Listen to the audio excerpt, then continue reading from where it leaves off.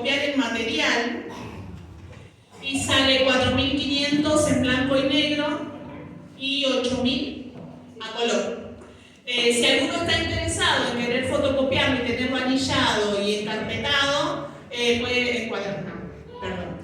pueden hablar con la pastora Ro y ella se va a encargar de poder hacerlos. Así que bueno, no sé cómo ya puedo empezar. Bien. Bueno, vamos a orar, así ya podemos dar inicio a la lección número 5. Cerramos ahí donde estamos nuestros ojos. Padre, te damos muchísimas gracias por habernos permitido una vez más poder salir del área de confort, de comodidad y poder exponernos a las Escrituras y todo lo que hoy tenés para impartirnos para poder acceder a un nuevo nivel de entendimiento. Espíritu Santo, oramos que tomes el control de todas las palabras, de cada enseñanza, de cada ejemplo, para que seas específico, que seas claro y que sobre todo nos puedas exponer a tu luz para que podamos entender por medio de una introspección qué es lo que todavía en nosotros mora, que no permite que nosotros podamos seguir avanzando a la imagen perfecta y excelente de nuestro Creador, tu Hijo amado. Espíritu Santo, te damos muchísimas gracias por esta oportunidad, este nuevo tiempo para poder avanzar todos juntos unánimes como iglesia, para avanzar hacia la madurez, hacia esa madurez que tiene que despertar en nosotros la colaboración, Espíritu Santo, que podamos entender que somos administradores de tu gracia, pero colaboradores de este propósito eterno. Así que, papá, te damos muchísimas gracias. Que todo lo que sea distracción y cualquier tipo de espíritu que quiera venir a oponerse, que pueda retroceder y que tú puedas gobernar y estar al control del tiempo en todo momento. En el nombre de tu Hijo amado, Cristo Jesús. Amén y amén.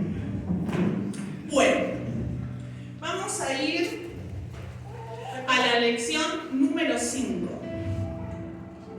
Hasta el momento estamos entendiendo que las Escrituras no son solo una recopilación de libros históricos, sino que es la información que nos da el Espíritu Santo revelado a diferentes tipos de personas. Él nos inspiró y nos enseña la persona del Hijo.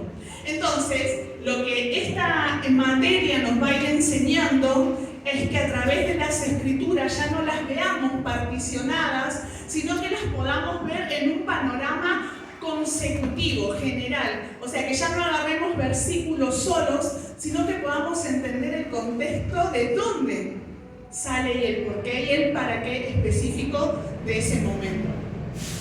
Entonces, esta herramienta tiene que producir en nosotros no solo información en el raciocinio, sino lo que nos va a retar cada clase que vamos estando a que nosotros podamos ser transformados a la imagen del Hijo.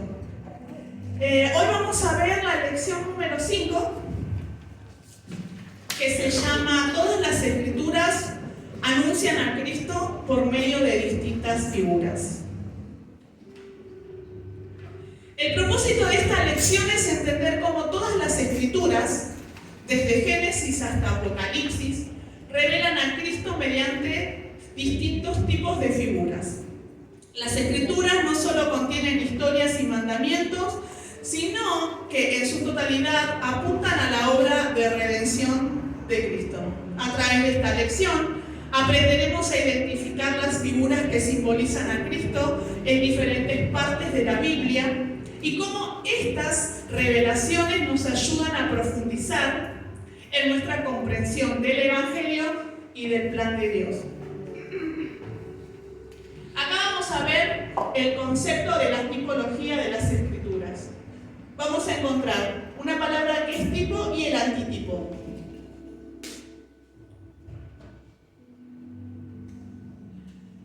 La tipología es el estudio de cómo ciertas personas, eventos y objetos del Antiguo Testamento son figuras o tipos que señalan a Cristo y y su obra en el Nuevo Testamento.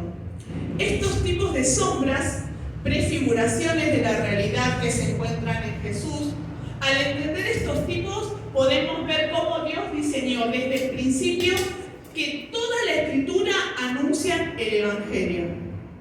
El Evangelio tenemos claro que es la persona de su Hijo. ¿Qué es tipo? El tipo es una escritura en una representación simbólica de una verdad futura. Por ejemplo, el Cordero sacrificado en el Antiguo Testamento es un tipo de Cristo y el Cordero de Dios que fue sacrificado por los pecados del mundo. Y esto lo podemos leer en Juan 1:29. Y el antitipo es el cumplimiento de lo que ya se habló en el Antiguo Testamento.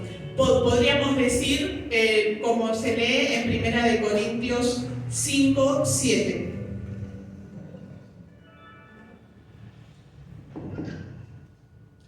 Si alguien lo tiene y lo quiere leer,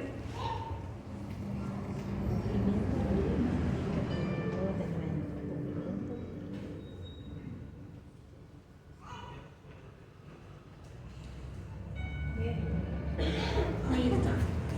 Limpiaos pues de la vieja levadura para que seáis nueva masa, sin levadura como sois, porque nuestra Pascua, que es Cristo, ya fue sacrificada por nosotros.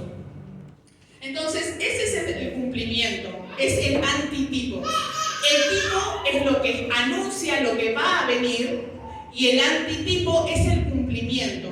Por si ustedes quieren hacer a un costadito una reseña de poder comprender qué es.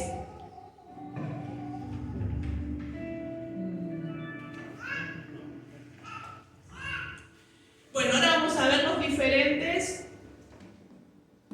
figuras y tipos y antitipos. Vamos a leer Génesis 2:9, el tipo vendría a ser.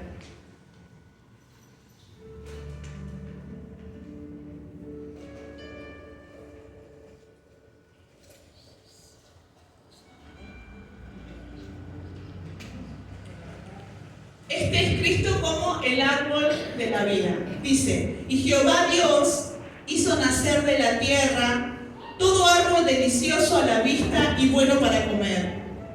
También el árbol de la vida en medio del huerto y el árbol de la ciencia del bien y del mal. Ahí tenemos una sombra, ¿no? Una figura, un tipo de Cristo. Y ahora vamos a ver el antitipo en el Apocalipsis.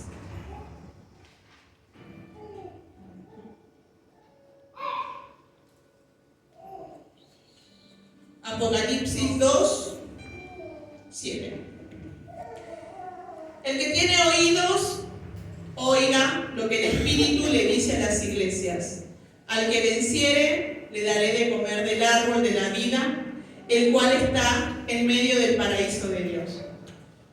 Vemos la figura del árbol de la vida. Y este árbol representa la vida eterna y la comunión perfecta con Dios. Nosotros cuando estábamos en el Antiguo Testamento vemos como Adán disfrutaba de la presencia del Señor, paseaba en comunión con Él, era perfecto todo, hasta que intervino la serpiente y quedamos muertos, destituidos de Dios. Pero acá vemos que el cumplimiento en Apocalipsis dice, al que venciere, yo le voy a dar de comer del árbol de la vida. ¿Por qué? Porque una vez que nosotros empezamos a comprender que tenemos vida eterna, que Cristo en el sacrificio de la cruz nos impartió su vida victoriosa, tenemos que ir venciendo como Él venció todas las cosas del mundo. Si bien antes que Él vaya a la cruz, Él avisaba que nosotros íbamos a tener aflicciones. Y Él después dice, pero tranquilos, porque yo vencí al mundo. Entonces, a medida que nosotros vamos entendiendo que esta vida es para perfeccionarnos, es como que el Señor, esa es la recompensa que nos da. En la eternidad, que nosotros podamos estar con Él como más en comunión. Si bien hoy, en este plano natural, por medio de buscarlo en las Escrituras,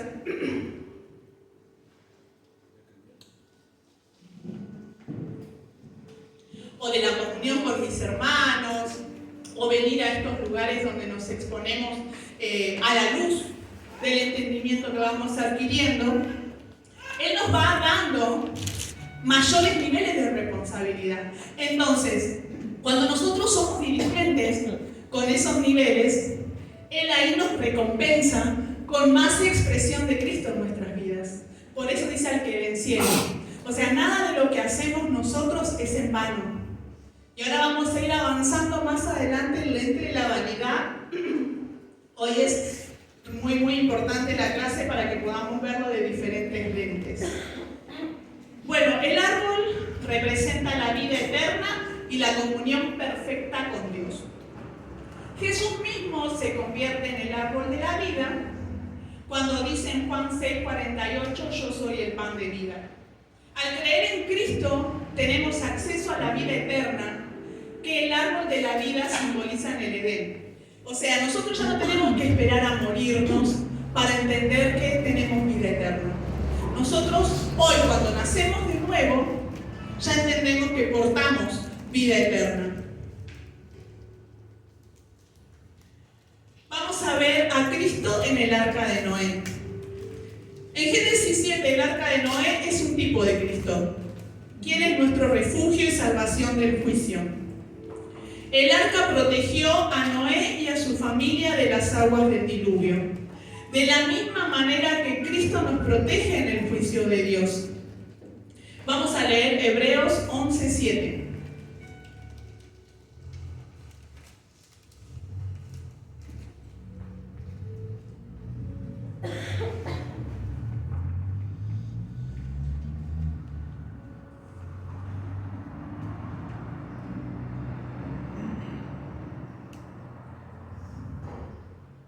Por la fe, Noé recibió una advertencia de Dios sobre algo que aún no se podía comprobar. Respetó la advertencia de Dios y construyó un barco muy grande para salvar su familia. Con su fe, Noé demostró que el mundo estaba equivocado y así recibió las bendiciones del que agrada a Dios. O sea, conecta la obediencia de Noé con la salvación. Sin entender lo que Dios le estaba pidiendo, él cumplió y de ahí obtuvo la salvación. Entonces, nosotros cuando vamos comprendiendo que estamos en Cristo, y hay cosas que por ahí no las entendemos, pero vamos en pos de comprender, es ahí donde el Señor obra en nosotros también manifestando, arrancando todos los estorbos, para que en esos huecos de los estorbos que impiden ver su imagen nítidamente, pueda ir creciendo Cristo. Entonces, por eso es que en la obediencia está la bendición. Porque a medida que nosotros nos vamos rindiendo a nuestro ego, a nuestra propia voluntad, a lo que yo quiero, a mis planes, y sigo, aunque sin entender muchas veces, es donde ahí se sigue formando más Cristo en cada uno de nosotros. Vamos a ver a Cristo en el maná. Éxodo 16. Dice, el maná que descendía del cielo para alimentar al pueblo de Israel es un tipo de Cristo, el pan del cielo. Jesús en Juan 6, 31 al 35 dice que Él es el pan que da vida. El maná lo sostenía a los israelitas en el desierto, pero hoy Cristo nos sostiene en su vida eterna.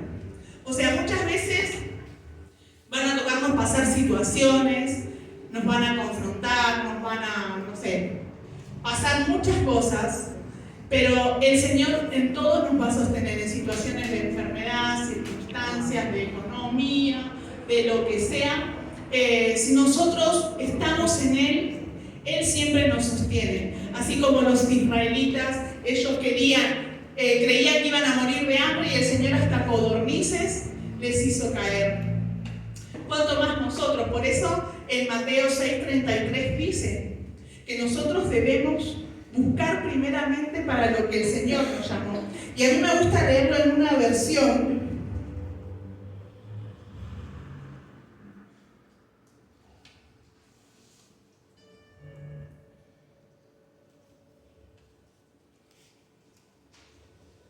que es de traducción del lenguaje interconferencial. Dice, lo más importante es que reconozcan a Dios como único Rey y que hagan lo que Él les pide. Dios le dará a su tiempo todo lo que necesiten. Si Dios nos dio a su Hijo, juntamente con Él nos dio todas las cosas. Lo único que necesitamos es el entendimiento de ver qué se nos fue dado. Y para eso vienen las pruebas, las circunstancias, los procesos. A medida que vamos rindiendo nuestra vida en obediencia, es ahí como Él se va formando en cada uno de nosotros. Y es el pan que nos sostiene, el maná. Dice, Cristo en el sacrificio de Abel. Génesis 4, del 1 al 8.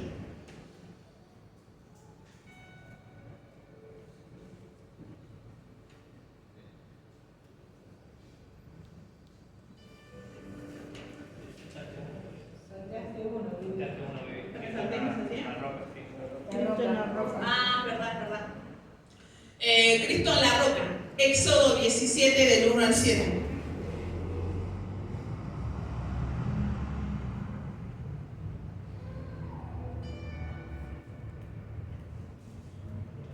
Bien. Dice, toda la congregación de los hijos de Israel partió del desierto de Sin por sus jornadas, conforme al mandamiento de Jehová, y acamparon en Refidim.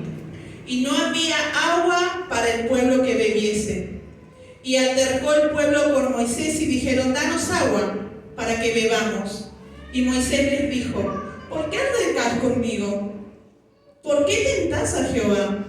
Así que el pueblo tuvo allí sed y murmuró contra Moisés y dijo, ¿por qué no nos hiciste subir de Egipto para matarnos de sed a nosotros, a nuestros hijos y a nuestros ganados? Entonces clamó Moisés a Jehová diciendo, ¿qué haré con este pueblo? De aquí a un poco me apedrearán. Y Jehová dijo a Moisés, pasa adelante del pueblo y toma contigo a los ancianos de Israel y toma también en tu mano tu vara con que vas a golpear al río y ve. He aquí yo estaré delante de ti y allí sobre la peña de Oreb y golpearás la peña y saldrá de ella aguas y el pueblo beberá. Y Moisés lo hizo así en presencia de los ancianos de Israel. Entonces, Él es el agua que sacia nuestra sed. Y el cumplimiento lo vemos en Juan cuando Él le dice a la samaritana, si vos tomás de estas aguas, no vas a tener sed jamás. Carla nos compartía un poquito el miércoles de eso. Si nosotros empezamos a entender quién portamos, creo que ya no va a haber necesidades. Como todos somos humanos y sí las hay, pero nada que nos agobie tanto como para entender que hay un fin, sino que portamos eternidad, portamos poder, portamos algo inexplicable e inentendible con palabras. Por eso el apóstol Pablo decía palabras inefables, porque no se entiende hasta que no lo vivimos. Por eso es tan importante cada día orar al Espíritu Santo para que nuestros ojos sean alumbrados y podamos que estos tipos de Cristo no solo nos queden en información para saberlos, sino para que esto se pueda hacer carne, vida en nosotros y podamos vivirlo, podamos disfrutarlo. Ahora sí, Cristo en el sacrificio de Abel.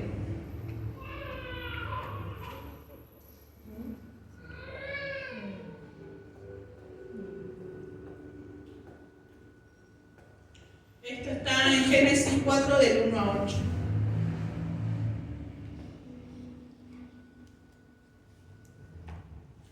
Dice, conoció Adán a su mujer Eva, la cual concibió y dio a luz a Caín, y dijo, por voluntad de Jehová he adquirido varón. Después dio a luz a su hermano Abel, y Abel fue pastor de ovejas, y Caín labrador de la tierra.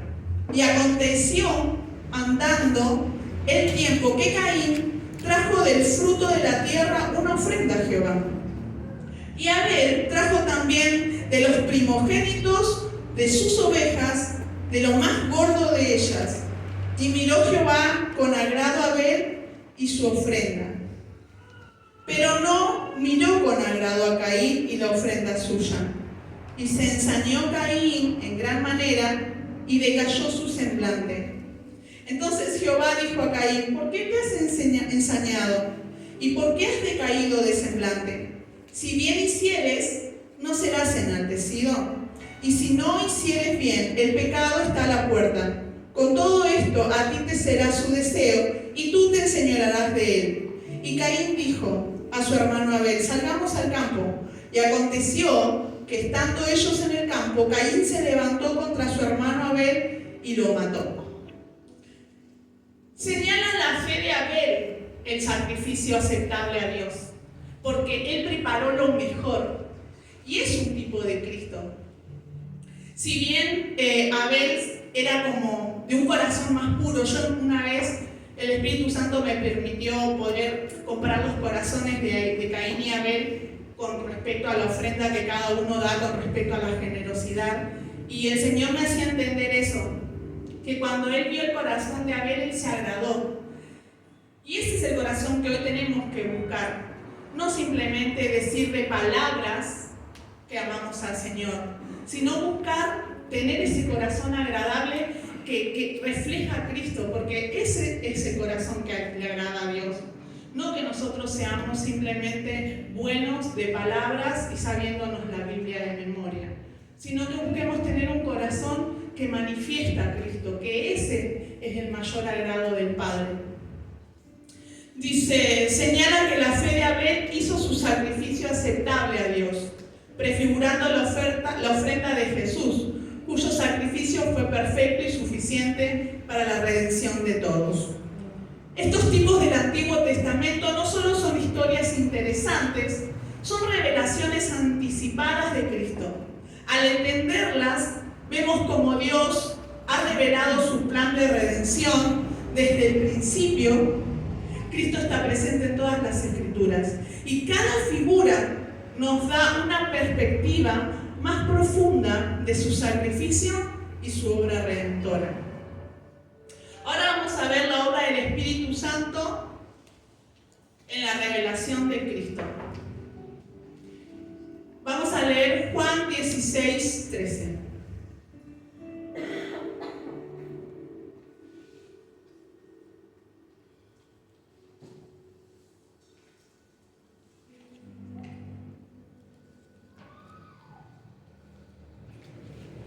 Pero cuando venga el Espíritu de verdad, Él nos guiará a toda la verdad, porque no hablará por su propia cuenta, sino que hablará todo lo que oyere, y los hará saber las cosas que habrán de venir. El Espíritu Santo es el primer agente que se encarga de poder enseñarnos el camino por conducirnos, el camino que es la verdad y que es la vida, que es Cristo mismo en cada uno de nosotros. Entonces, por medio de estar conectados cada día, sensibles a su voz, nosotros vamos siendo guiados conforme a la voluntad de Dios. Solo a través de la obra del Espíritu Santo podemos entender verdaderamente el misterio de Cristo y su centralidad en las Escrituras. Revelación del misterio de Cristo. Vamos a leer Efesios 3, del 1 al 9.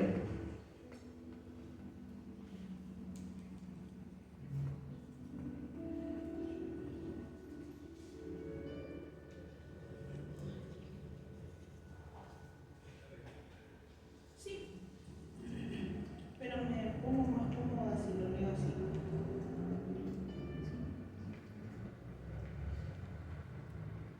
Por esta razón, yo, Pablo, estoy preso por causa de Cristo Jesús, para bien de los que no son judíos. Pues sin duda ya sabéis que Dios, en su bondad, me ha confiado esta tarea a su favor. Dios me reveló su designio secreto, me lo dio a conocer, como ya los he escrito brevemente. Leyendo mi carta podrán darse cuenta de que conozco el designio secreto de Cristo. Designio que no fue dado a conocer a nadie en otro tiempo, pero que ahora Dios ha revelado a sus santos apóstoles y profetas por medio de su Espíritu. Tal designio secreto consiste en que los no judíos reciben mediante el Evangelio la misma herencia que los judíos, pues son miembros del mismo cuerpo y tienen parte en la misma promesa que Dios hizo en Cristo Jesús. Yo, sin merecerlo, he sido puesto al servicio de este mensaje por la acción poderosa de Dios. Yo soy menos que el más pequeño de todos los que pertenecen al pueblo santo, pero el que me ha concedido este privilegio de anunciar a los no judíos la buena noticia de las incontables riquezas de Cristo, me ha encargado que haga ver a todos cuál es el designio de Dios, creador de todas las cosas, que mantuvo siempre en secreto. Entonces, antes simplemente era para un pueblo, los judíos. Y ahora este capítulo de Efesios nos enseña que tenemos acceso a todo. Por medio del sacrificio de Jesús, Él hizo de dos pueblos uno solo. Ya no había varón y mujer por las diferencias que había en el contexto cultural, que los hombres eran de una manera. ¿O no, Diego? ¿Voy bien? Vamos a ver la cabeza si voy bien. Sino que realmente hizo para todos una misma persona, Cristo, en cada uno de nosotros. Este misterio, que tanto los judíos como los gentiles son coherederos de la promesa en Cristo Jesús, es solo por obra del Espíritu Santo. Y se comprende la profundidad del misterio cuando las Escrituras apuntan, te revelan la redención de Cristo en cada uno de nosotros. El Espíritu Santo nos lleva a una madurez espiritual. Vamos a leer 1 Corintios 2, del 10 al 12.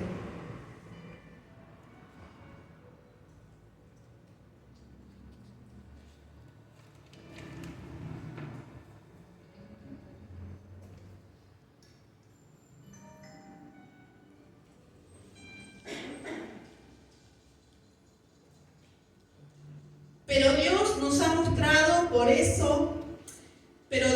mostrado eso por medio del Espíritu, porque el Espíritu todo lo sabe, incluso los secretos más profundos de Dios. Nadie puede saber los pensamientos de los demás. El único que sabe los pensamientos de alguien es el Espíritu que está dentro de él. Igualmente nadie sabe los pensamientos de Dios, sino el Espíritu de Dios. Nosotros no hemos recibido el espíritu del mundo, sino el Espíritu que viene de Dios, para poder entender lo que Dios nos ha dado. El Espíritu nos va a ir revelando las profundidades de Dios a medida que haya interés y querer en nosotros. Si simplemente nosotros accedemos, pero lo dejamos en información, queda todo en el raciocinio humano, mental. Pero no baja al alma, no la aflige, no la transforma a la imagen que necesita conquistar. Entonces, esa es la obra del Espíritu Santo, que nosotros vayamos siendo transformados, iluminados e encausados en la verdad presente que hoy es Cristo en nosotros. Dice, nos transforma nuestra vida espiritual llevándonos a la madurez en Cristo. Solo cuando el Espíritu nos ilumina, podemos ver a Cristo en cada una de todas las escrituras que vamos a ir leyendo. Si nosotros oramos, buscamos intimidad con el Señor y pedimos que Él nos coloque el lente del Espíritu, es ahí donde vamos a ir siendo transformados, porque primero se va a revelar el Cristo que hay en esa parte que estamos leyendo.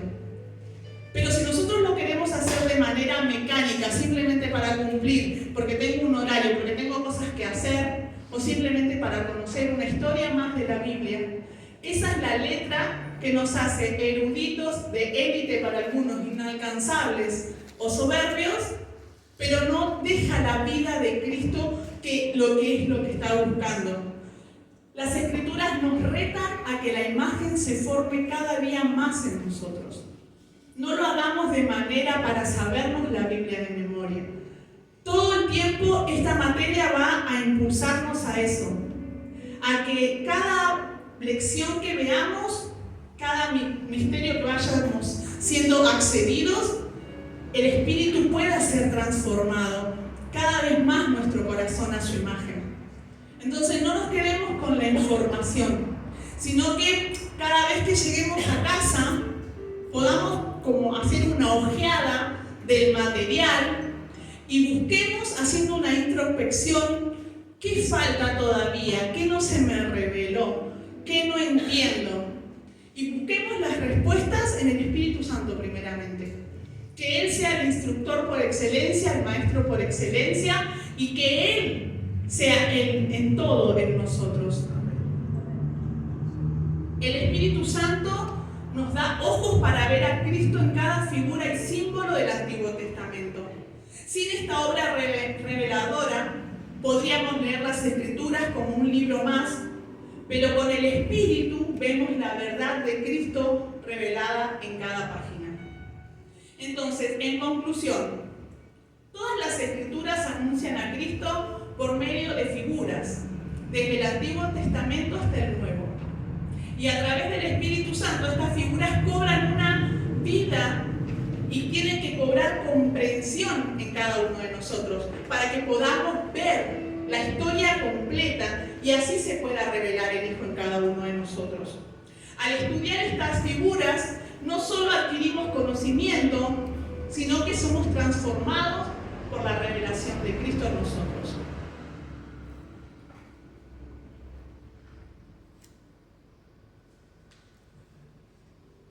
Vamos a la lección número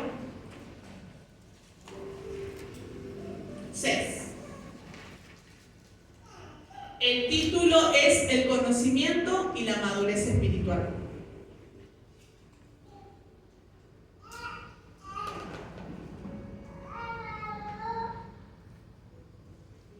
¿Sí? ¿Las actividades? No, todavía no. No, porque después yo cuando termine tengo que hacer un trabajo práctico y voy a seleccionar cuáles sí. ¿Sí? Ahí está. Dice, resumen y objetivos de esta lección. El propósito de esta lección es entender cómo el estudio profundo de las Escrituras conduce al conocimiento espiritual y cómo este conocimiento nos lleva a la madurez en Cristo. Las Escrituras no están diseñadas solo para informarnos, sino para transformarnos, guiándonos hacia la plena medida de la estatura de Cristo. ¿Se acuerdan que dijimos que nosotros a medida que vamos madurando no es para que uno se corte solo, como quien diría, sino que para que vaya estirándose, teniendo la paciencia y es hasta que todos lleguemos, como dice Efesios? Dice, el conocimiento espiritual como base para la madurez. Muchas personas tienen un conocimiento académico o intelectual de las Escrituras, pero carecen de un verdadero entendimiento espiritual. El conocimiento espiritual no es solo información, sino que es revelación dada por el Espíritu Santo y nos transforma desde adentro para resplandecer, para dar a conocer y expresar esa persona. Vamos a leer Juan 5, 39 y 40.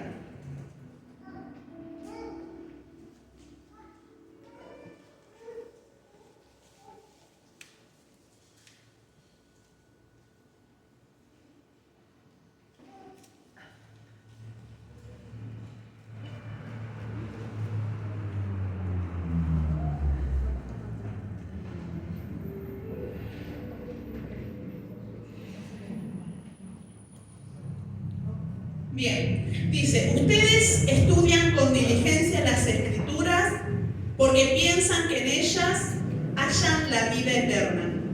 Y son ellas las que dan testimonio en mi favor. Sin embargo, ustedes no quieren venir a mí para tener esa vida eterna. El conocimiento intelectual apaga el conocimiento espiritual. Si nosotros nos llenamos de información, empezamos a razonarlo todo de manera humana y no permitimos el lente del Espíritu que nos pueda llevar lo que nos quiere explicar el Espíritu Santo. Entonces, a los judíos les pasaba eso, tenían demasiado intelecto, demasiada información, pero no tenían información espiritual. Le faltaba la revelación del Espíritu. Dice, los fariseos en los tiempos de Jesús conocían bien las Escrituras, pero no conocieron a Cristo cuando Él vino, porque su conocimiento era intelectual, no espiritual. Les faltaba la revelación del Espíritu. El conocimiento espiritual transforma la vida. Vamos a leer Colosenses 1, 9 y 10.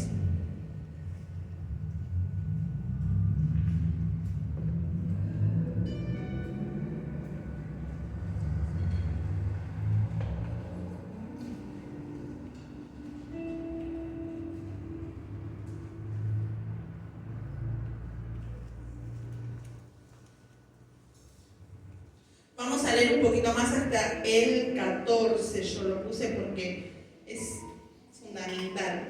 Dice, por lo cual también nosotros, desde el día que oímos, no cesamos de orar por ustedes y de pedir que sean llenos del conocimiento de su voluntad en toda sabiduría e inteligencia espiritual, para que anden como es digno del Señor, agradándole en todo, llevando fruto en toda buena obra, y creciendo en conocimiento de Dios, fortalecidos con poder, conforme a la potencia de su gloria, para toda paciencia y longanimidad, con gozo dando gracias al Padre, que nos hizo aptos para participar de la herencia de los santos en luz, el cual nos ha librado de la potestad de las tinieblas y trasladado al reino de su Hijo amado, en quien tenemos redención por su sangre y el perdón de los pecados.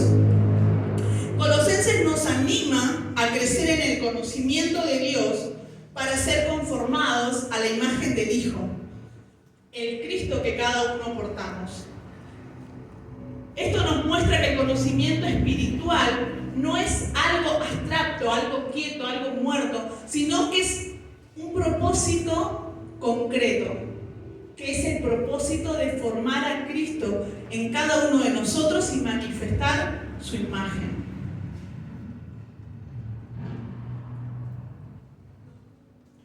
El proceso de madurez espiritual, creciendo en la plenitud de Cristo. Efesios 4:13.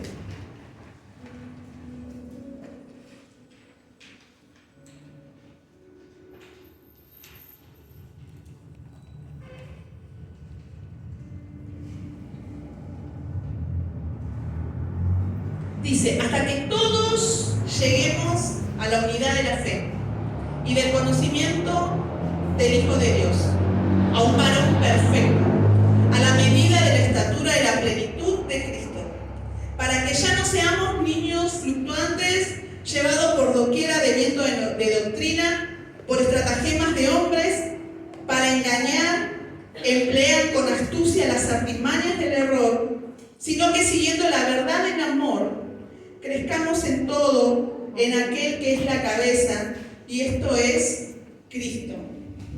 Entonces la madurez lo que nos lleva es a tener paciencia, nos lleva a esperar, a crecer en amor, a esperarnos los unos a los otros, porque es hasta que todos lleguemos.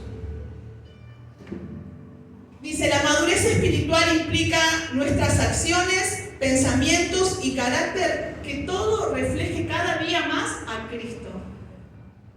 Esa es la obra del Espíritu Santo en cada uno de nosotros. Vamos a leer 2 Corintios 3:18.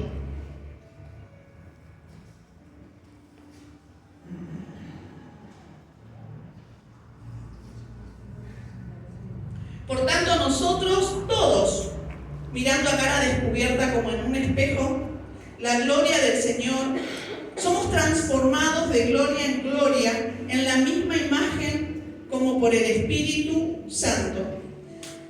Mirando a cara descubierta como en un espejo, lo tratamos también en la lección anterior, la gloria del Señor, su Hijo. Entonces, a medida que nos vamos viendo en Él, ahí es como vamos siendo transformados. Si nosotros no logramos vernos en Cristo, nosotros no somos aceptos, no somos amados, y por lo tanto solo nos llenamos de información.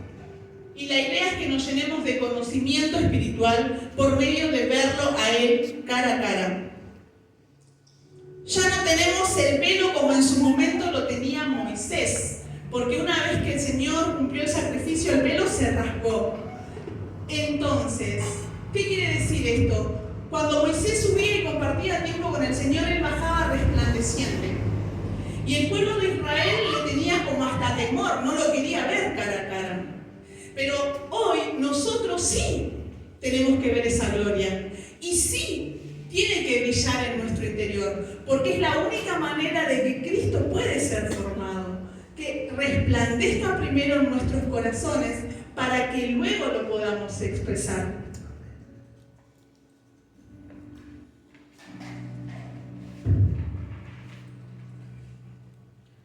Su misma imagen y el agente principal encargado es el Espíritu Santo, como lo dice en Filipenses 1:6. Dice, aquel que comenzó la obra en cada uno de nosotros la va a ir perfeccionando hasta el día que venga Jesucristo.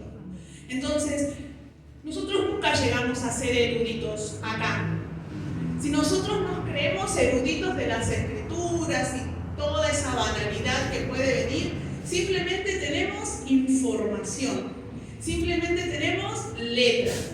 Pero lo que hoy el Señor nos está animando a avanzar es en el conocimiento espiritual, conocer a su persona cada día más, verlo cara a cara como en un espejo y poder ser transformados. Esa es la obra que el Espíritu Santo comienza en cada uno de nosotros y necesita ir perfeccionándola. Pero también tiene que haber la colaboración nuestra desde el ir y buscarlo en comunión, en compartir tiempo de calidad.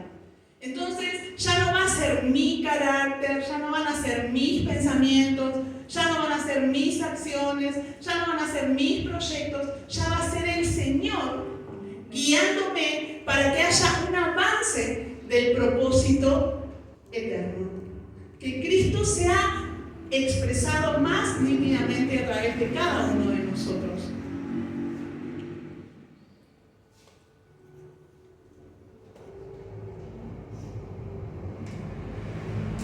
Esto nos da la confianza de que nuestro crecimiento no depende de nosotros, sino del Espíritu, porque Él es el que tiene ese poder transformador. Por eso dice, el que comenzó en ustedes la buena obra la perfeccionará. Solo es obra y poder exclusivo del Espíritu Santo. Nosotros es por eso que nos tenemos que rendir a Él, porque si no, somos nosotros mismos los opositores a que el propósito pueda seguir avanzando. Ahora vamos a ver los resultados de la madurez espiritual. Primer punto que nos da la madurez espiritual es discernimiento y sabiduría. Hebreos 5:14.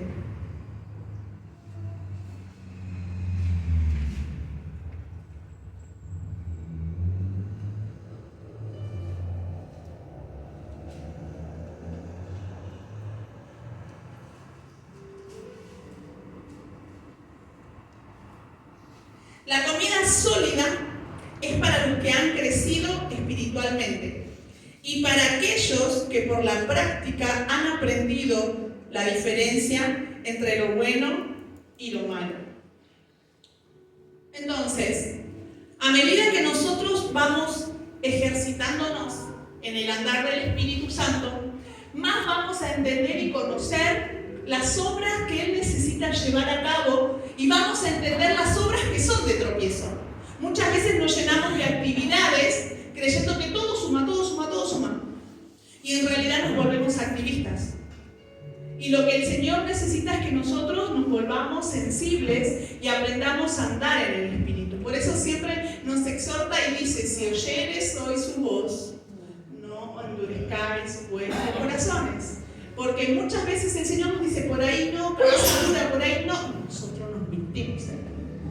Entonces, no podemos echarle la culpa a Dios cuando nos metemos, cuando Él se cansó de advertirnos. Entonces, es una falta de ejercitación en el discernimiento espiritual.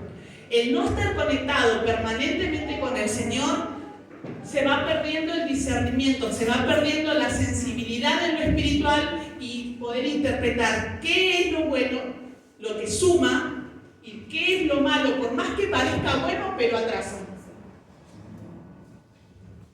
Entonces el discernimiento nos enseña a conocer, a distinguir el bien y el mal y nos permite seguir avanzando en madurez, entendiendo qué le agrada a Dios. Otro punto que nos entrega la madurez espiritual, la capacidad de poder edificar a otros. La madurez espiritual no es solo para nuestro beneficio personal. Dios nos llama a edificar a otros, especialmente a los que son más jóvenes en la fe. Vamos a leer Romanos 15, 1 y 2.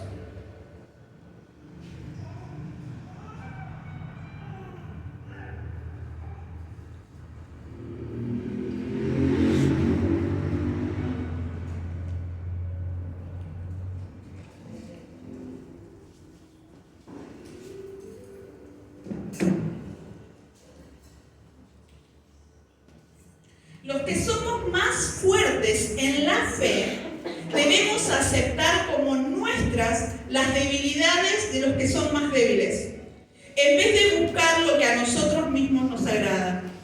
Todos debemos agradar a nuestro prójimo y hacer las cosas para su bien y para que puedan también crecer en fe. Pero me gusta más como lo explica en Efesios 4 a partir del 13.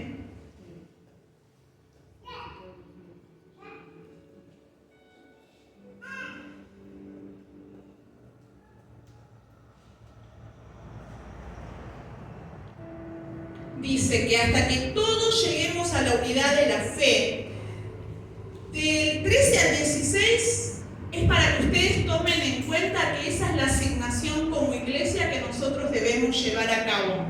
Y es está explicado mejor la importancia de poder capacitar a otros por medio de haber alcanzado un poquito más de madurez.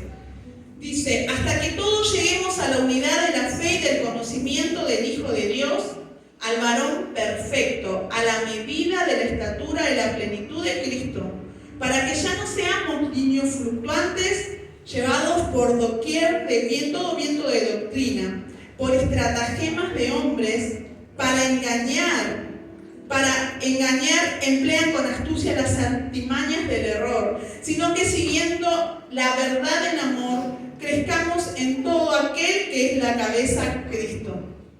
El estratagema es el engaño. Estratagemas de hombres significa tácticas que utilizan los malos profetas, los malos maestros, que distorsionan las escrituras para poder manipular a la gente y a través de eso poder sacar beneficios ellos mismos. Son los que tuercen las escrituras. Entonces, la madurez espiritual nos permite, a aquellos que tenemos la facilidad o ya el hábito con el andar en el espíritu y tenemos agudo el discernimiento, poder ayudar a los más nuevitos o los más fluctuantes o los más débiles a no caer en estas manipulaciones de cuando tuercen las escrituras para beneficios de otros, sino poder ayudarlos siempre y cuando se dejen ayudar y poder guiarlos también, no para ponernos por encima de nosotros ni hacer abuso de autoridad, todo lo contrario, ponerse ahí a la par y poder agradar a nuestro prójimo, como nos dice la Escritura. Romanos 15, del 1 al 6.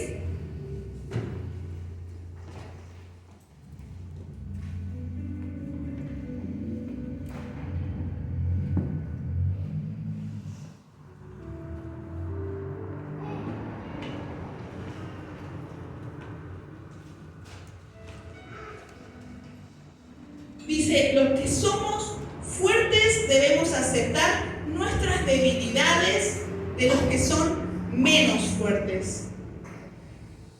Otros dicen, los que tienen más fácil la fe debemos apoyar a los más débiles. Otra versión dice, los que ya no tenemos dudas debemos soportar pacientemente a los que tienen deficiencias en las dudas y que buscan agradarnos a nosotros mismos.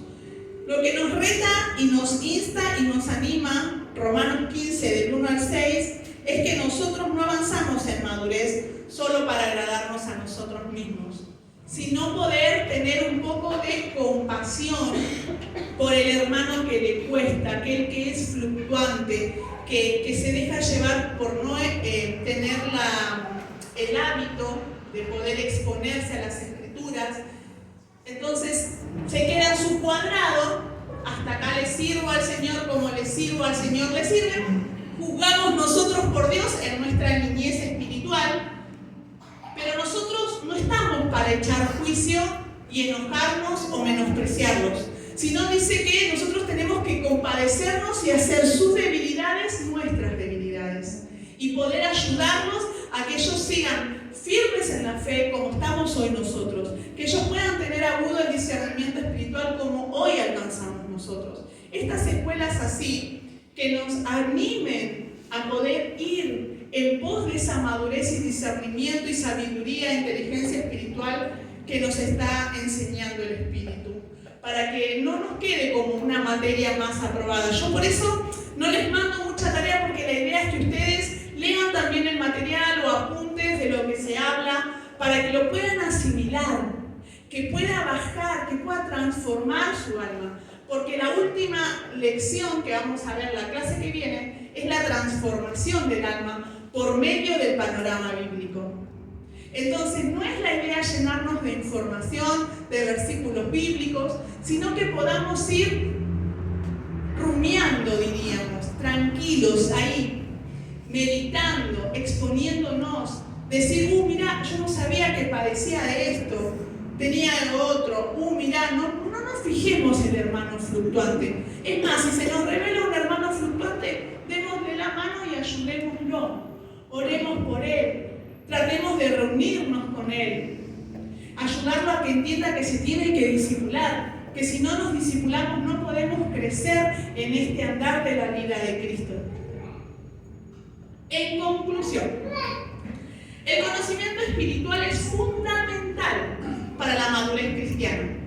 Y esta madurez se refleja en una vida que manifiesta el carácter de Cristo, a través del estudio profundo de las Escrituras y la obra del Espíritu Santo en nosotros. Somos transformados y capacitados para vivir conforme a la voluntad de Dios y para ayudar a otros también que hagan lo mismo. Y cuando estaba preparando el material, a mí, no sé si lo anoté para más adelante en otra lección, pero hablaba acá dice que nos capacita. Y cuando nosotros leemos que somos ministros competentes del nuevo pacto, es para la otra lección que viene, dice que nos capacita, ¿no? Dice que nosotros, la competencia no viene de nosotros mismos. Es una capacitación que el Espíritu Santo nos da por medio del entrenamiento. Entonces, es ahí donde nosotros interpretamos lo que el apóstol Pablo decía, que proseguía como un atleta, que tenía la disciplina. Y muchas veces nosotros perdemos esa disciplina. La vorágine del mundo nos lleva, nos arrastra, que el trabajo, que el quehacer de la casa, que los chicos, que el colegio. Por ahí las mujeres nos afanamos un poquito más con el hogar y lo dejamos para última instancia al Señor. Entonces, que podamos adquirir esta competencia en tiempo de calidad con el Señor, que podamos dejar que el Espíritu Santo trabaje en cada uno de nosotros. Los varones, yo sé que también se afanan en su trabajo y con todas las cosas que les deben exigir, más el hogar, escucharlas a las esposas cuando vienen y que le cuentan qué pasó y que tu hijo y que tu hija, también se afanan. No vamos a decir que no. No vamos a decir que no.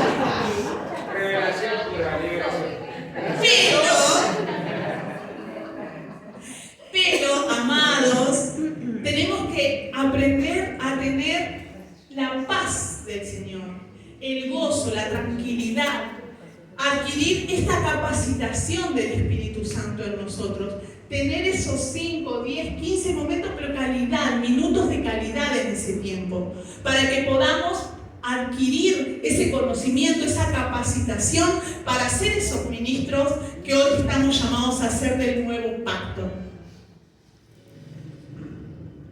El Espíritu Santo es quien nos guía hacia la madurez espiritual y nos transforma a la imagen de Cristo.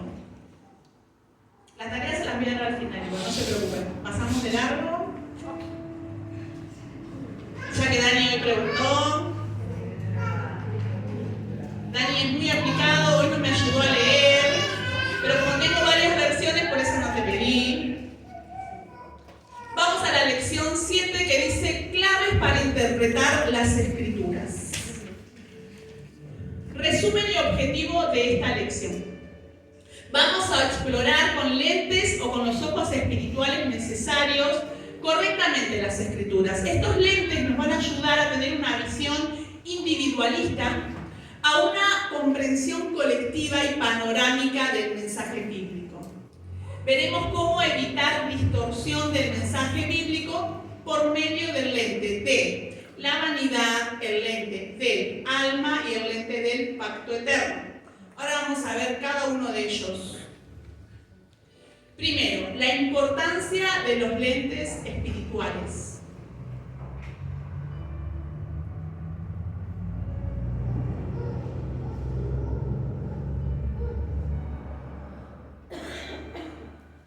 Vamos a leer Efesios 1:18.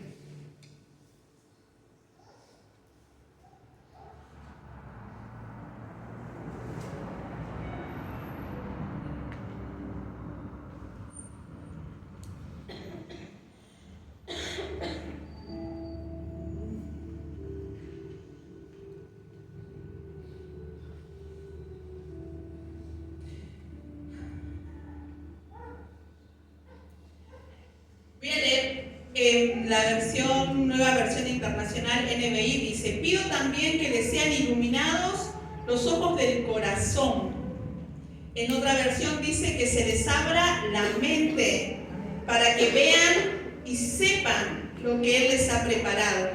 Otra versión dice: pido que se le ilumine la mente y el corazón para que sepan la esperanza a la que fueron llamados.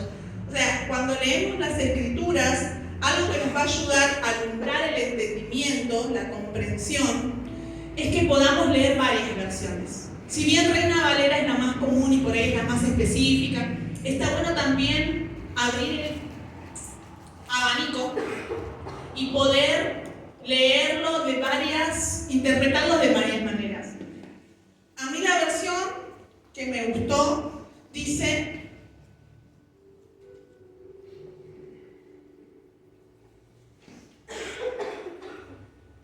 no señalé, pero bueno, no me acuerdo cuál era el elegido, pero acá les voy a leer una igual. Pido que los ojos de la mente se les abran para que sepan lo que Dios tiene preparado para la gente que Él ha llamado. Entonces podrán participar de las ricas y abundantes bendiciones que Él ha prometido a su pueblo santo. Los lentes espirituales nos van a ayudar a entender que no tenemos una necesidad, que tenemos todo, lo tenemos todo en Cristo. Y por eso dice las innumerables, las abundantes, las riquezas, la herencia gloriosa, porque es algo indescifrable, como explicábamos al principio. Entender o comprender todo lo que se nos fue dado en Cristo. Entonces, cuando nosotros leemos que se han alumbrado los ojos del entendimiento, esta oración nos muestra la necesidad de tener la perspectiva adecuada para comprender la revelación de Dios en las Escrituras. Y podemos salir de una visión individual para poder entender una visión en comunidad. Salimos de basarme en mis necesidades, del ego, un evangelio antropocéntrico, para ir a un evangelio cristocéntrico y entender que todos somos parte del uno. Ahora vamos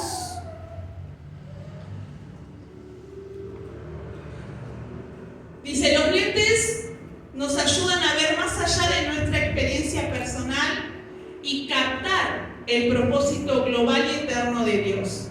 El objetivo de las Escrituras no es hacernos sentir bien o satisfacer nuestras necesidades inmediatas, sino conformarnos a la imagen de Cristo y llevarnos a colaborar en el cumplimiento del plan de Dios. El uso incorrecto o egoísta de las Escrituras puede mantenernos inmaduros y desenfocados de lo que realmente importa. Entonces, los lentes espirituales los que nos sacan es de un evangelio centrado en el hombre a un evangelio cristocéntrico, que todo sea por Él y para Él y por medio de Él. Dice, la necesidad de una visión panorámica. Un panorama bíblico nos permite ver más allá de lo personal y entrar en el propósito corporativo de Dios. Cada vez que nos acercamos a las Escrituras, debemos recordar que no somos piedras individuales, sino parte de un edificio vivo. Vamos a leer 1 de Pedro 2:5.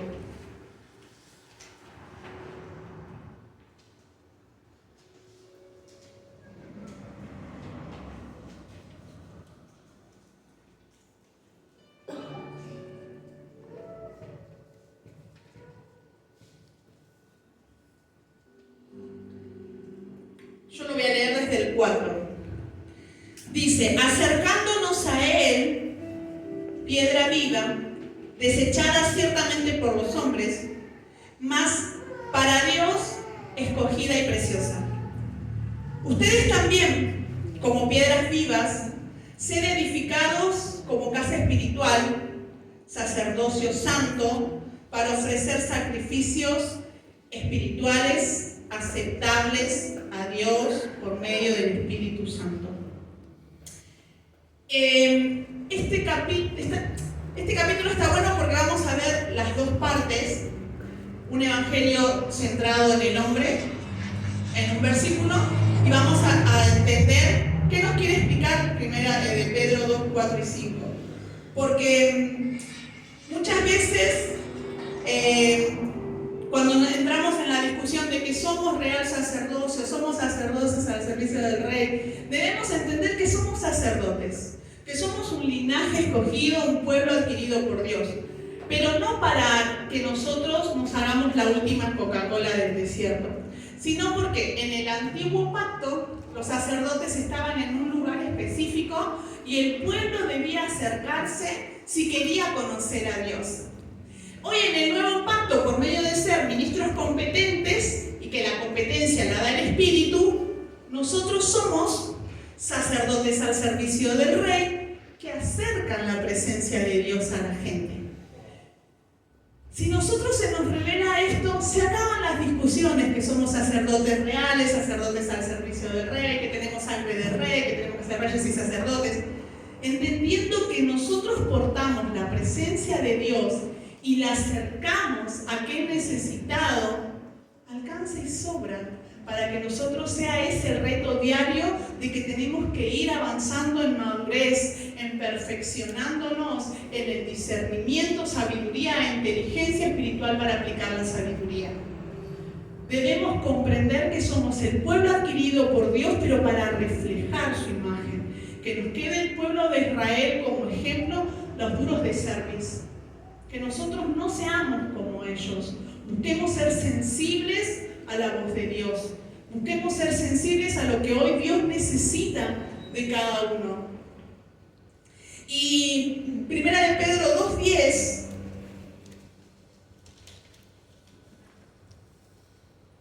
si lo leemos con un lente espiritual, individual, se tuerce completamente y queda en un evangelio centrado en el hombre.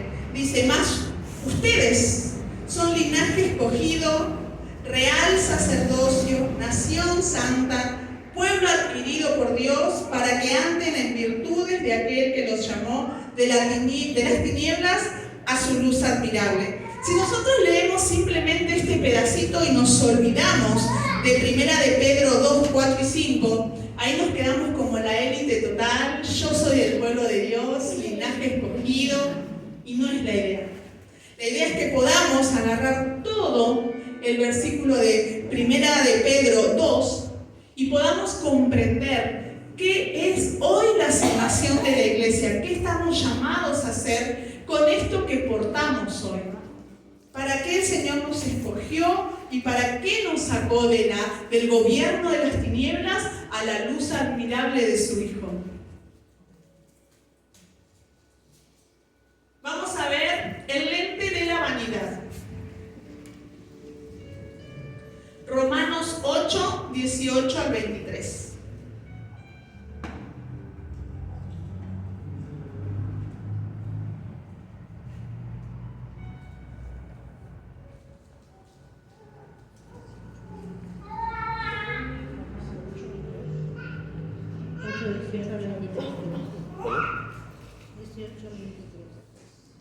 Romanos 8, de 18 al 23.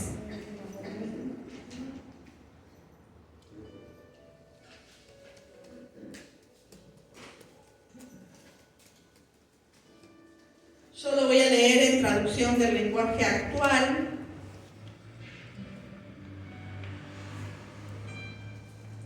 Dice, estoy seguro que los sufrimientos por los que ahora estamos pasando no son nada, si los comparamos con la gloriosa vida que Dios nos dará junto a Él. La creación entera espera impaciente que Dios muestre a todos que nosotros somos sus hijos. Pues toda la creación está confundida, y no por su culpa, sino porque Dios así lo decidió. Pero a la creación le queda todavía la esperanza de ser liberada de su destrucción. Tienen la esperanza de compartir la maravillosa libertad de los hijos de Dios.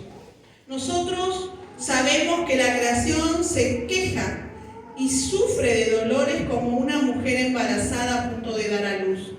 Y no solo sufre la creación, sino que también sufrimos nosotros, los que tenemos el Espíritu Santo, que es el anticipo de todo lo que Dios nos dará después, mientras esperamos que Dios nos adopte definitivamente como sus hijos y nos libere de todo el sufrimiento en silencio.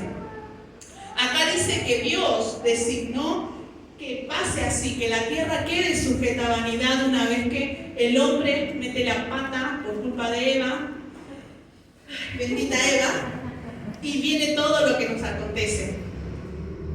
Dios lo designó así. ¿Pero para qué? Para cuando llegue el cumplimiento y que el Hijo se vuelva a impartir en cada uno de nosotros, nosotros vayamos sacando de vanidad y de dolores de parto que sufre hoy la creación. Y dice que aquellos que tienen el Espíritu Santo también se adolecen. Nos adolecemos nosotros porque el Señor nos ama, pero a Él nada lo mueve de su trono. Por eso dio a su Hijo en un vaso de carne, para que el Hijo se pueda identificar con nosotros y Él pueda interpretar todo lo que a nosotros nos pasa y nos duele.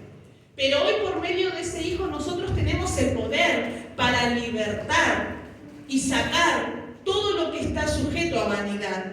Y ahora vamos a ir viendo qué es vanidad. Dice, uno de los lentes más importantes que debemos utilizar para leer las Escrituras es el lente de vanidad.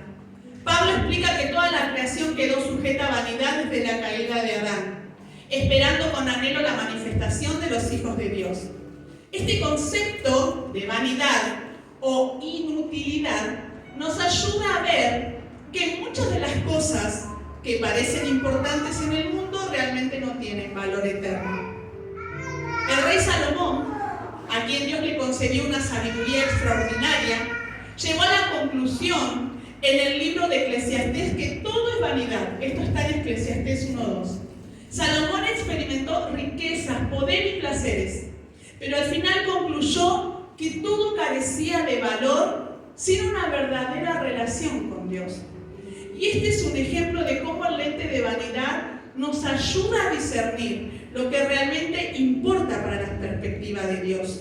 Entonces, que no nos asuste decir vamos a leer con los lentes de vanidad, porque la vanidad nos lleva a entender lo que es inútil, lo que es temporal, lo que es pasajero y lo que no le sirve a Dios. A mí me gustó cómo lo explica la versión libre a Eclesiastés, es el que leo.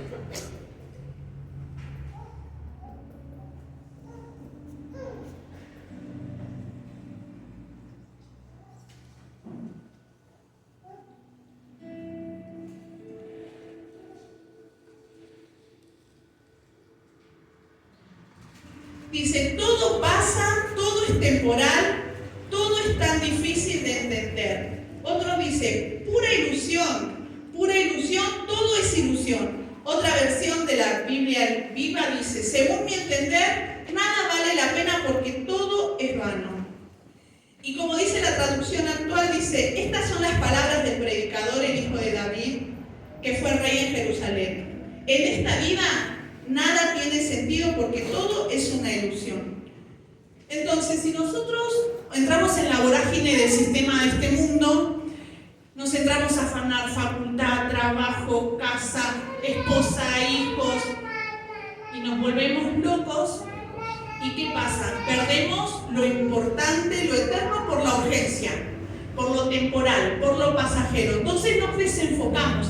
Y ese es el plan global que el sistema de este mundo busca. Que nosotros vivamos desenfocados, arrastrados por la vorágine, y que perdamos el tiempo de comunión con Dios para seguir siendo transformados, para seguir colaborando en este propósito. Amados, hay algo que nosotros no debemos perder de foco, es que nosotros fuimos escogidos para colaborar con el avance de la vida de Cristo impartiéndose en otros. Si no estamos haciendo eso, estamos desenfocados. Entonces el lente de vanidad nos ayuda a distinguir lo temporal, lo superficial, lo que nos lleva a muerte, de lo que nos da vida, de lo importante, de lo eterno. Vamos a ver el lente del alma, porque ya son 9:30 y no voy a llegar a dar la tarea. No importa.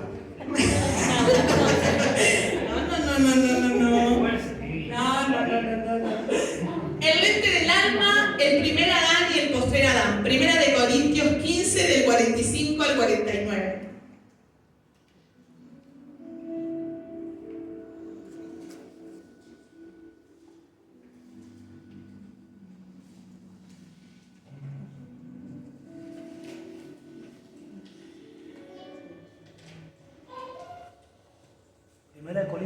Primera de Corintios 15, del 45 al 49.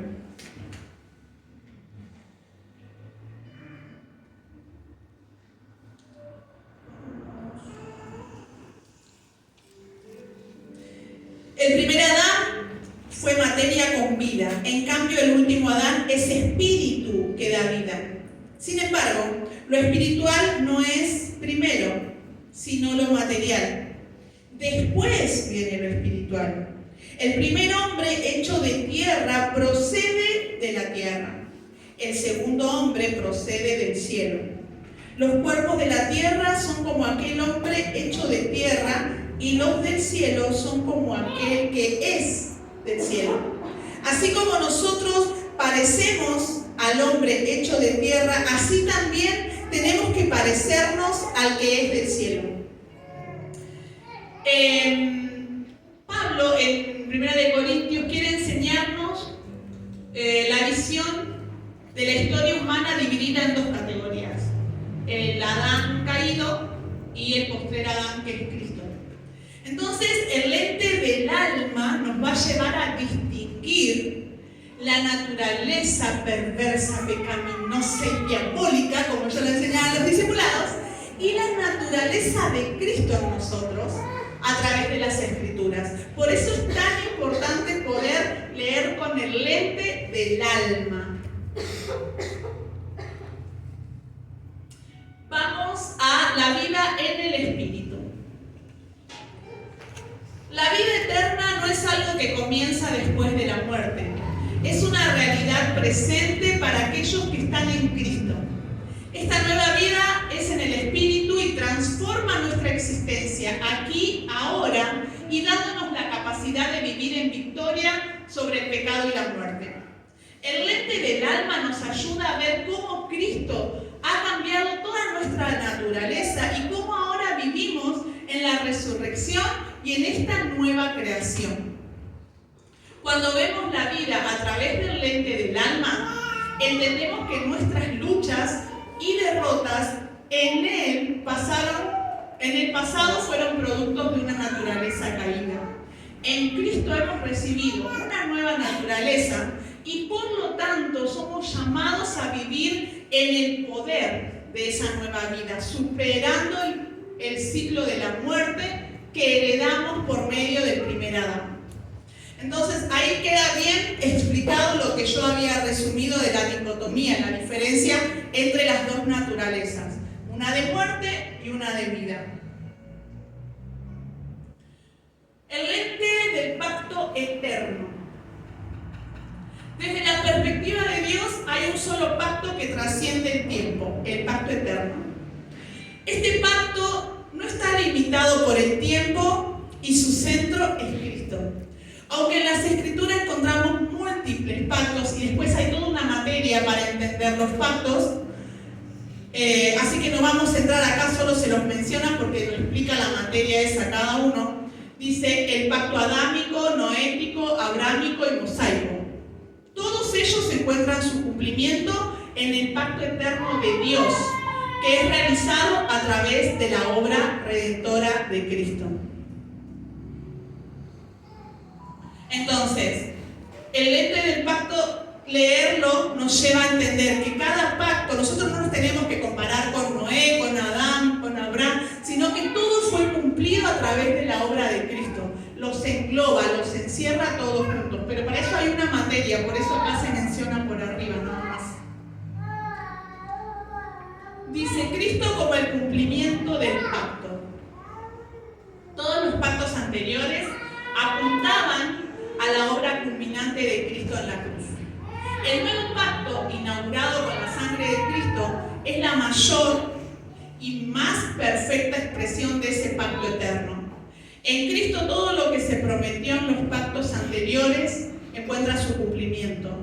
El lente del pacto eterno nos ayuda a ver que la obra de Cristo no es solo un evento histórico, sino que es la manifestación de un pacto que existe desde la eternidad. Cuando leemos las Escrituras a través del lente del pacto eterno, comprendemos que Dios no está reaccionando a los eventos humanos. Todo ha sido planeado y ejecutado en Cristo desde la eternidad. El pacto eterno nos da la seguridad de que Dios ha cumplido su plan redentor y que nuestras vidas están alineadas a ese propósito. En conclusión, los lentes escriturales nos permiten entender e interpretar las Escrituras y salir de una visión limitada y de una visión individual.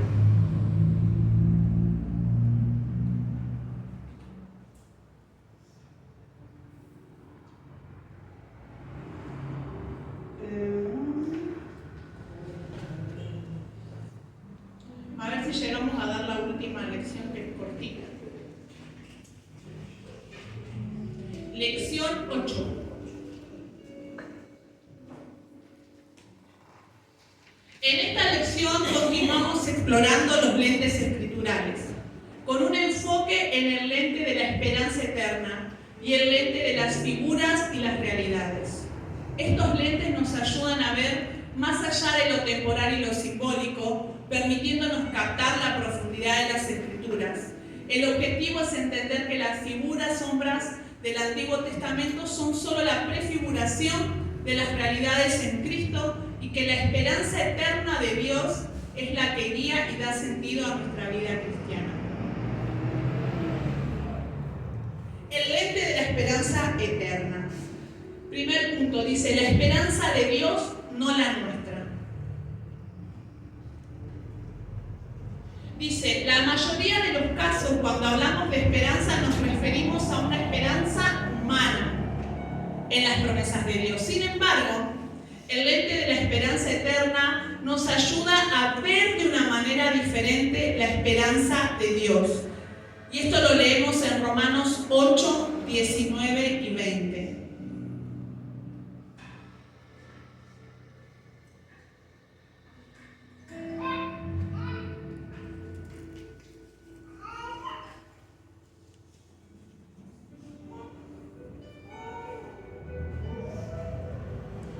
La esperanza, la creación espera con gran impaciencia el momento en que se manifiesta que somos hijos de Dios, porque la creación perdió toda la razón de ser, no por su propia voluntad, sino por aquel que así lo dispuso. puso, pero le quedaba la esperanza. Esta esperanza que hace mención acá es la esperanza de Dios, que pese a lo que pasó con la creación, que se quedó sujeta a vanidad, Dios le da la esperanza de que los hijos van a afligirse y por más que tengan que pasar las circunstancias que tengan que pasar, ellos van a madurar para liberarla de esa vanidad. Entonces, la esperanza de Dios es el deseo de ver a Cristo manifestado en toda su creación.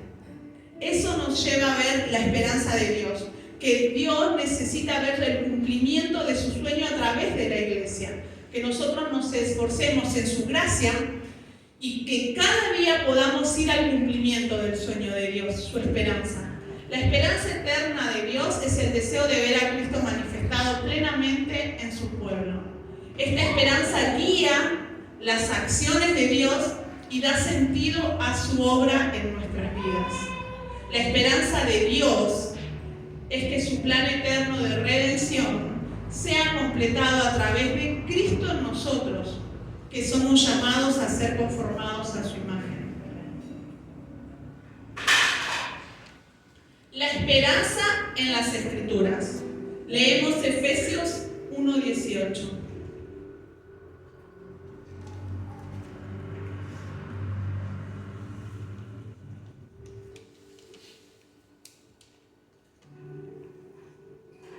Alumbrando los ojos de vuestro entendimiento para que sepan cuál es la esperanza a lo que Él las ha llamado y cuáles las riquezas de la gloria de su herencia en los santos. Entonces, acá también nos señala más acerca de la esperanza de Dios, que también nosotros debemos entender la herencia que tenemos, que es Cristo en cada uno de nosotros. Significa que debemos alinearnos cada día más al propósito de Dios, entendiendo su esperanza en nosotros como creyentes, llevando frutos que perduren para su gloria. Isaías 5 del 1 al 7 no la vamos a leer porque es un pasaje creo que muy conocido cuando dice: yo tenía mi viña, la trabajé, la preparé, esperando que me dé buen vino, salieron agrias. Entonces, esta es una demostración de la decepción de Dios con respecto al pueblo de Israel. Isaías 5, del 1 al 7, habla del dolor que le causó el pueblo de Israel a Dios a través de tanto trabajo, de tanta dedicación, esperando que dé buen fruto, no lo hizo. Entonces, en Juan 15, del 1 al 8, Él se presenta como la vid verdadera, Jesús, y que nosotros somos pámpanos y que si permanecemos en Él llevamos fruto. Entonces, este es un ejemplo claro de la esperanza de Dios. Tenemos en Isaías un pueblo que desilusiona a Dios, o tenemos en Juan la vid verdadera, que hoy es el nuevo pacto en cada uno de nosotros para dar frutos conforme a lo que el Padre espera de cada uno de nosotros. Dice, este ejemplo es claro de cómo Dios tiene una esperanza para su pueblo que den fruto en Cristo, y no por esfuerzo humano, sino con la vida de Cristo operando en cada uno de ellos. Ver las Escrituras a través del lente de la esperanza eterna nos ayuda a entender que Dios no espera que creamos en Él, sino que su obra en nosotros produzca fruto eterno. Esta esperanza de Dios es lo que nos llama a madurar y a manifestar en nuestra vida diaria. O sea, no nos alcanza solo con creer, sino dejar que el Espíritu Santo obre en cada uno de nosotros. El lente de las sombras y las realidades. En el Antiguo Testamento está lleno de sombras y figuras que señalan hacia realidades más grandes que se revelan en Cristo. El escritor de los Hebreos explica cómo las prácticas y rituales del antiguo pacto eran solo sombras de las realidades celestiales. Esto está en Hebreos 9, del 6 al 10. Pero no lo vamos a leer para la cuestión de tiempo, pero habla acerca de las ceremonias, cómo el sacerdote entraba, practicaba el rito, pero todo eso era una ceremonia que provocaba simplemente cosas externas. Saber que habíamos sido perdonados un año más de los los pecados y todo lo que nos acontecía y que no le agradaba a Dios. Pero nuestra forma de vivir era siempre la misma. Total, el sacerdote entraba, derramaba sangre de un corderito, ya estábamos perdonados. Eso era todo externo. Hoy esas sombras no tienen valor en sí mismas, porque Cristo ya lo consumó en su obra perfecta en la cruz. El tabernáculo construido por Moisés era solo una copia del verdadero tabernáculo celestial que menciona Hebreos 8:5. Los sacrificios de animales prefiguran el sacrificio perfecto de Cristo. Ahora, con la venida de Cristo ya no necesitamos esas sombras o símbolos. Tenemos acceso a las realidades espirituales. O sea, hoy entendemos que la realidad de Cristo absorbe todas esas figuras, sombras y tipos, fiestas, celebridades, día de reposo. Todo eso sigue porque Jesús le explicó que Él no venía a abrogar la ley. Eso servía con los estatutos para ese momento, pero Él no iba a absorber por medio del sacrificio de la cruz. Sí las entendemos, las escuchamos, quizás las estudiamos, pero hoy no nos fueron absorbidas por la realidad de Cristo. Al ver las Escrituras a través del lente de las realidades, comprendemos que todo fue una sombra en el Antiguo Testamento y se ha cumplido en Cristo. Él es el verdadero Cordero de Dios, el verdadero sumo sacerdote y el cumplimiento de todas las promesas. Esto lo vemos en Colosenses 2, 16 y 17.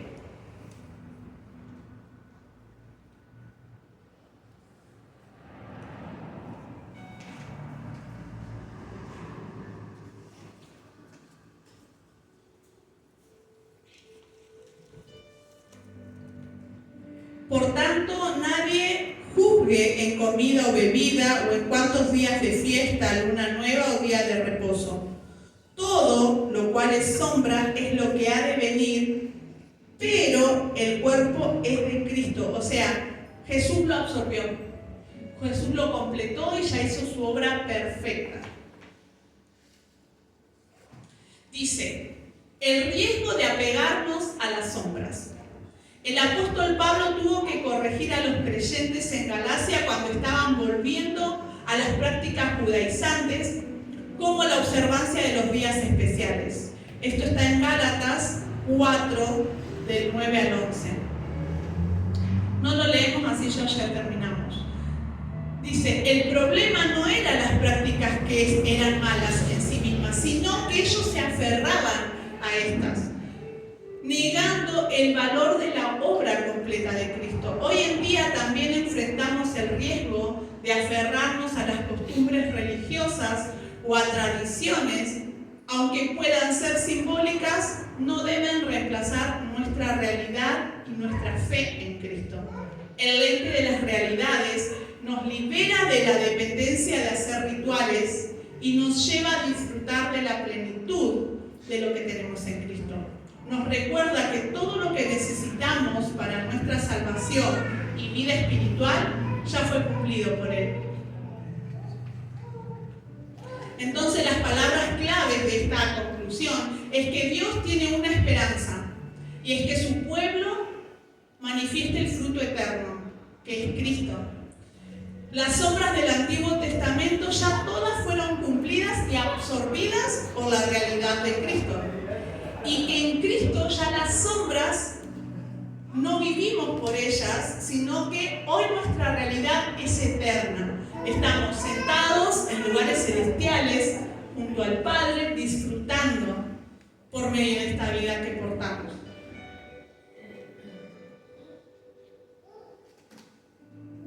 Así que ahora les voy a dar la tarea. Dice, investiguen sombras del Antiguo Testamento. ¿Quieren ir copiando? Dale, Dani, te conozco. Investiguen sombras del Antiguo Testamento, así como el Cordero Pascual, así como el tabernáculo y el sumo sacerdote que mencionamos, cómo cada una de ellas encuentra su cumplimiento en Cristo. Y de todas las sombras que vayan encontrando en el Antiguo Testamento, solo tienen que explicar dos. En el Antiguo Testamento la sombra es esta y en el Nuevo el cumplimiento es esta. Dos nada más. Así que después no me digan, ¿quieren más? No, está ahí. Bien, Investiguen las sombras. Investiguen las sombras del Antiguo Testamento, así como el Cordero Pascual, el tabernáculo, el sumo sacerdote. ¿Está todo ahí entonces? Bueno. Cómo cada una de ellas encuentra su cumplimiento en Cristo. Está bien. Listo. ¿Pero dónde? Solo dos. O sea, no van a buscar todas las figuras, sombras y tipos, no. Pueden nombrar todas las que se les vengan, pero solamente dos, cómo encuentran el cumplimiento en Cristo. Así que recortita la tarea si se ponen al día todos los que vienen atrasados. Así que bueno, hacemos una oración y ya culminamos. Bueno. Padre, te damos muchísimas gracias por este tiempo que permitiste que podamos ser alumbrados, expuestos a tu verdad, a todas las realidades en Cristo, el cumplimiento y los frutos que debemos dar como fieles colaboradores que nos llamaste a ser. Padre, ayúdanos a vivir solamente para el cumplimiento de tu sueño, tu deseo eterno, que es el avance global de Cristo en cada uno de nosotros, pero también impartirnos y que el fruto permanezca. Papá, te amamos, te honramos y todo lo que hacemos y damos es simplemente para reflejarte a ti. En el nombre de Cristo Jesús, amén y amén.